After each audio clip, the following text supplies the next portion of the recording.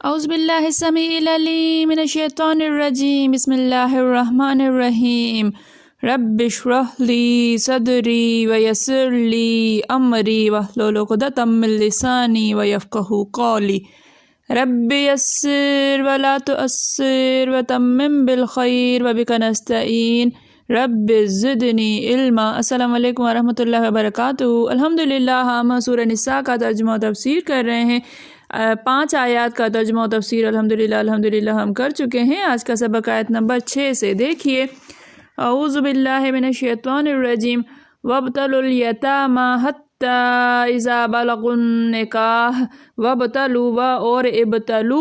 آزماتے رہو۔ ابتلا آزمائش کو کہتے ہیں۔ الیتامی یتیموں کو، حتی یہاں تک کہ اذا جب بلغوا وہ پہنچ جائیں، النکاح نکاح کی عمر کو، بلاغت کو، جوانی کو، فإن آنستم پس ان اگر آنستم تم ان میں پاؤ، آنس انس سے ہے، منہم من سے ہم ان میں، رشدن صلاحیت، پھر اگر تم ان میں صلاحیت پاؤ، سمجھداری پاؤ، رشد کہتے ہیں سمجھداری کو،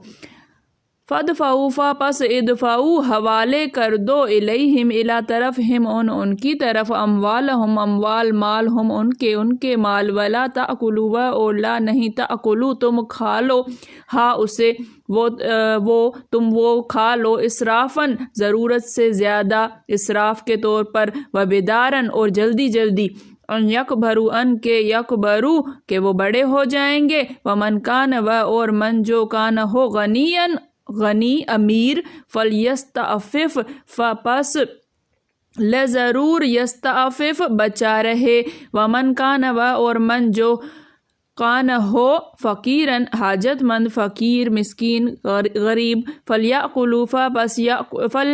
پس لضرور یأکل کھائے تو کھا لے، بالمعروف سے معروف دستور سے دستور کے مطابق، فإذا پس اذا جب دفع حوالے کر دو تم حوالے کر دو، الیہم الی طرف ہم ان کے جب تم ان کے حوالے کر دو، اموالہم اموال مال ہم ان کے، فاشہدوا پس اشہدوا گواہ بنا لو، علیہم اللہ پر، ہم ان پر، وکفی باللہ اور کفا کافی ہے، باللہ اللہ، حسیباً حساب لینے والا، اور اللہ حساب لینے والا کافی ہے۔ وابتلوا الیتامی حتی اذا بلغوا النکاح اور آزماتے رہو یتیموں کو یہاں تک کہ وہ بالغ ہو جائیں، فإن آنستم منہم رشداً پھر اگر تم پاؤ ان میں سمجھداری صلاحیت، فادفعوا الیہم اموالہم تو ان کے مال ان کے حوالے کر دو، ولا تأکلوہا اسرافا وبداراً اور نہ کھاؤ ان کو ضرورت سے زیادہ اور جلدی جلدی، ان یکبروا کہ وہ بڑے ہو جائیں، ان کے بڑے ہونے کے سے پہلے جلدی جلدی نہ کھا لو، ومن کان غنیاً فلیستعفف اگر اور جو کوئی تم میں مالدار ہو تو بچتا رہے اس سے، ومن کان فقیراً اور جو کوئی حاجت مند ہو، فلیأکل بالمعروف تو وہ کھائے دستور کے مطابق، فإذا دفعتم الیہم اموالہم پھر جب تم ان کو ان کے مال حوالے کرو، فاشہدوا علیہم تو اس پر گواہ بنا لو، وکفی باللہ حسیبا اور اللہ حساب لینے والا کافی ہے۔ اور یتیموں کو بالغ ہونے تک کام کاج میں مصروف رکھو، پھر بالغ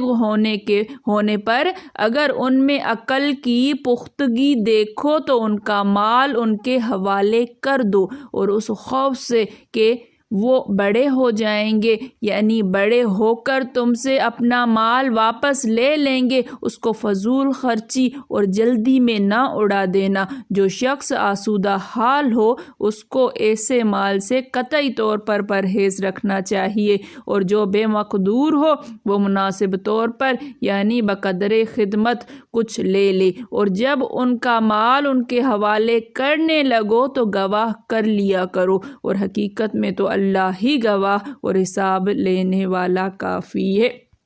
بات چل رہی ہے یتیموں کے مال کی، جیسے کوئی گھر میں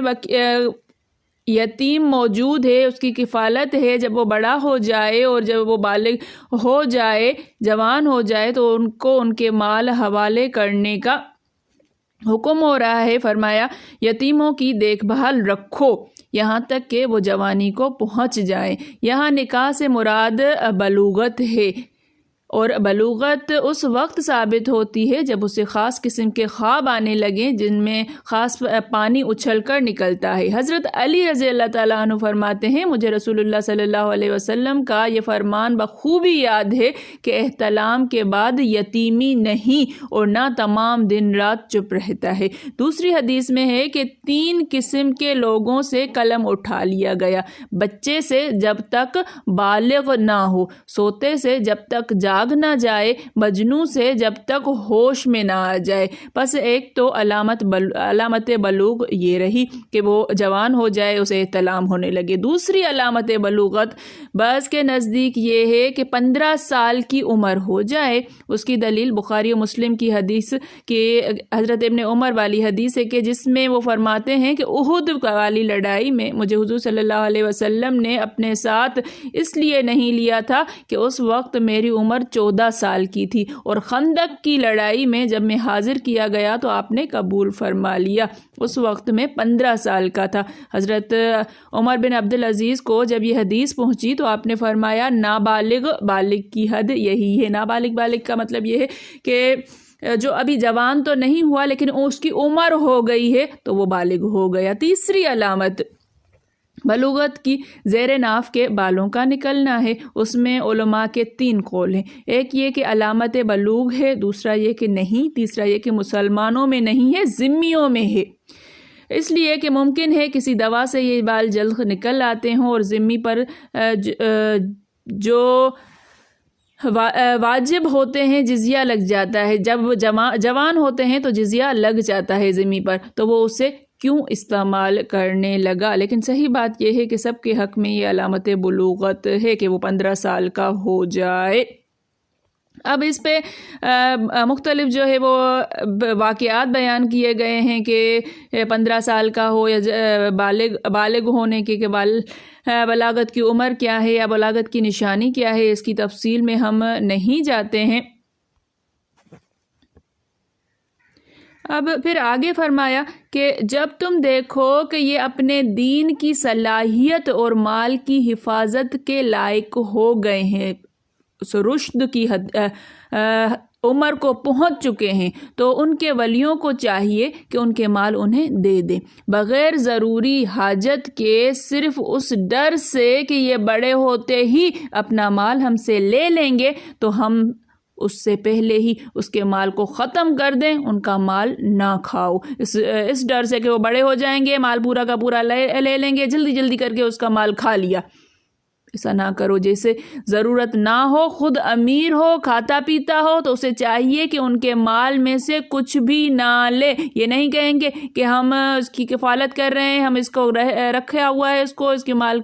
کو سنبھال رہے ہیں، لہٰذا ہم اس کے مال میں سے لے سکتے ہیں۔ ہرگز نہیں، اگر وہ بندہ خود امیر ہے تو وہ نہیں لے سکتا۔ جیسے مردار اور بہے ہوئے خون کی طرح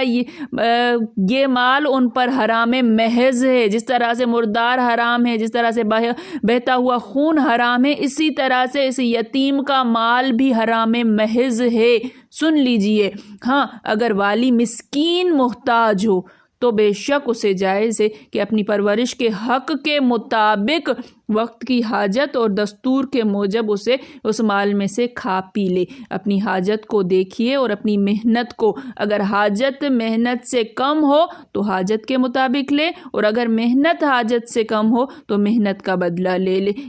اس طرح سے کہ کم سے کم لے، کسی بھی طرح کم سے کم اس میں سے صرف اپنی ضرورت کو پورا کرنے کے لیے، اور بس ہلکی سی جو وہ کھانے پینے والی۔ پھر ایسا ولی اگر مالدار بن جائے تو اسے اس کھائے ہوئے اور لیے ہوئے مال کو واپس کرنا ہوگا۔ اب کرنا ہوگا یا نہیں کرنا ہوگا، اس میں بھی 2 قول ہیں۔ ایک تو یہ ہے کہ واپس کرنا ہوگا، دوسرا یہ ہے کہ واپس کرنا نہیں کرنا ہوگا۔ حضرت امام شافعی کے نزدیک یہ ہے کہ کرنا ہوگا واپس، کیونکہ نبی یہ ایک شخص نے کہا کہ یا رسول اللہ، میرے پاس مال نہیں، ایک یتیم میری پرورش میں ہے، تو کیا میں اس کے کھانے سے کھا سکتا ہوں؟ آپ نے فرمایا ہاں، اس یتیم کا مال اپنے کام میں لا سکتا ہے، بشرطے کہ حاجت سے زیادہ نہ اڑا، نہ جمع کر، نہ یہ ہو کہ اپنے مال کو تو بچا رکھے اور اس کے مال کو کھاتا چلا جائے۔ جس طرح سے किसी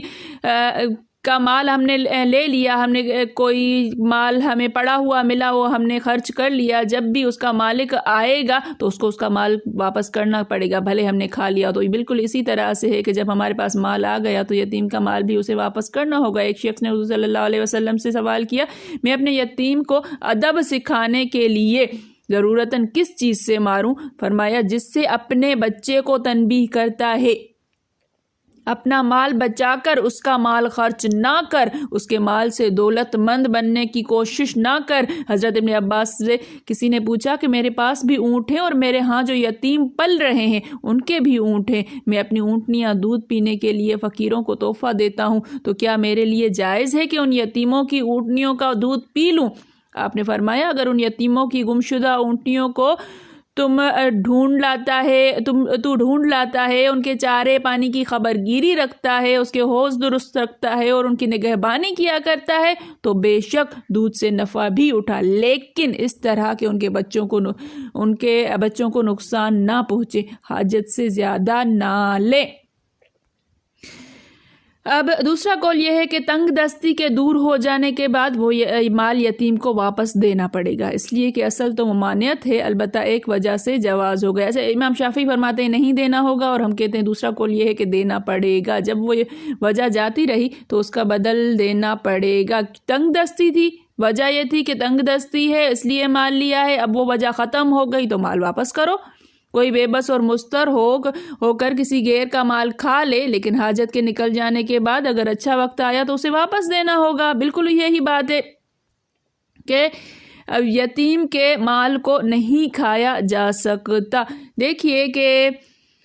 اولیاء سے کہا جاتا ہے کہ جب وہ بلوغت کو پہنچ جائیں اور تم دیکھ لو کہ ان میں تمیز آ چکی ہے تو گواہ رکھ کر ان کے مال ان کے سپرد کر دو تاکہ انکار کرنے کا وقت ہی نہ آئے۔ یوں تو دراصل اللہ سچا شاہد ہے اور پورا نگران اور باریک حساب لینے والا اللہ ہی ہے۔ وہ خوب جانتا ہے کہ ولی نے یتیم کے مال میں نیت کیسی رکھی، آیا خورد و برد کیا تباہ و برباد کیا، جھوٹ سب حساب لکھا اور دیا، اور صاف دل اور نیک نیتی سے نہایت چوکسی اور صفائی سے اس کے مال کا پورا خیال رکھا اور حساب کتاب صاف رکھا۔ ان سب باتوں کا حقیقی علم تو اسی دانا و بینا و نگراں و نگہبان کو ہے۔ صحیح مسلم شریف میں ہے، رسول اللہ صلی اللہ علیہ وسلم نے حضرت ابو ذر سے فرمایا، اے ابو ذر، میں تمہیں ناتواں پاتا ہوں اور جو اپنے لیے چاہتا ہوں وہی تیرے لیے بھی پسند کرتا ہوں، خبردار ہرگز دو شخصوں کا بھی سردار اور امیر نہ بننا، نہ کبھی کسی یتیم کا ولی بننا۔